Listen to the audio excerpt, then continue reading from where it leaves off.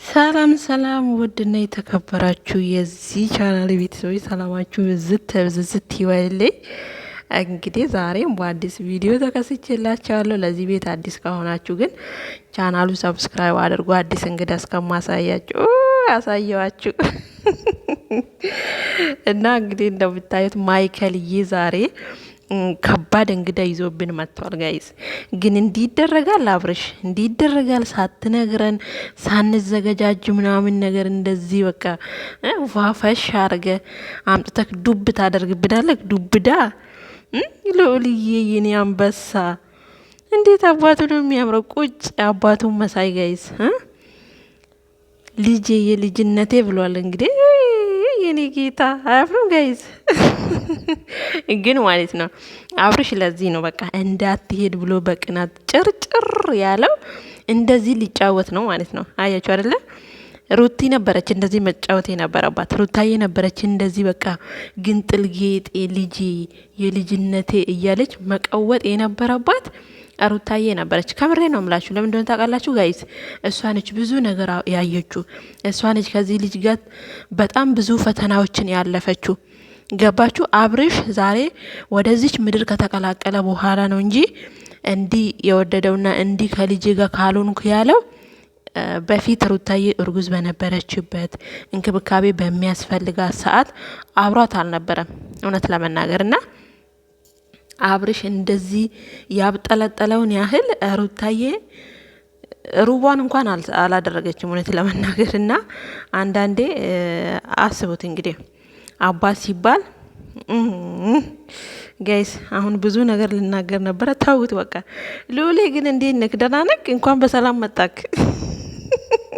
ሲስቅ ደግሞ ማለት ነው ጋይስ እና እንግዲህ ዛሬ ከአባቱ ጋር እንደዚህ ጋቢና ጉብ ብሎ ልዑሌ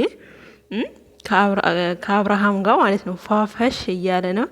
የታለች ውሽሚት? ውሽሚት ይሄኔ እኮ እሷ ነች እኮ ካሜራማኗ ትመስለኛለች አይደል ጋይስ? አንወሻሽም መቼም አጠፋም መቼም። ምክንያቱም ዋሌቱ ስለሆነች የአብርሃም ዋሌት ስለሆነች ከዚህ በኋላ ሄርሜላ አጠፋም ከስሩ ማለት ነው። ካለሱም ደግሞ መንቀሳቀስ አትችልም። እና ልዑሌ እንግዲህ እንደዚህ ፏፈሽ እያለ እየሳቀ ደስተኛ ነው ደግሞ በነገራችን ላይ እዩት ጋይስ እንዴት አባቱ እንደሚያምር። እና ልዑሌ ላንተ መልእክት አለን እኛ የማዳም ቅመሞች ማለት ነው። እንደ አባትህ እንዳትሆን እሺ፣ አብርሃም እንዳይሰማው ማለት ነው። ቀስ ብዬ ነው የምናገረው ጋይስ። እንደ አባትህ እንዳትሆን፣ አዎ በሱ እንዳትወጣ። የምሬ ነው ምለክ አድገህ የሆነ በቃ ወንድ ጀግና ወንድ ሩታዬን የምታስጠራ ወንድ መሆን አለብህ እንጂ እንደ አብርሃም አብርሃም እንደ አብርሃም ከሆነማ ጋይስ ተውት ብዙ ነገር አናውራ አሁን ማለት ነው። እና በጣም ደስ ብሎታል፣ ልዑሌም ደስ ብሎታል፣ አባቱም እንግዲህ ደስ ብሎታል። ከጊዜ በኋላም ቢሆንም ተሳክቶለታል ማለት ነው። ዛሬ ቤት አይደለም ሄዶ ያገኘው ውጪ ላይ አምጥተውለት ነው መሰለኝ እንደዚህ ፏፈሽ ያለው።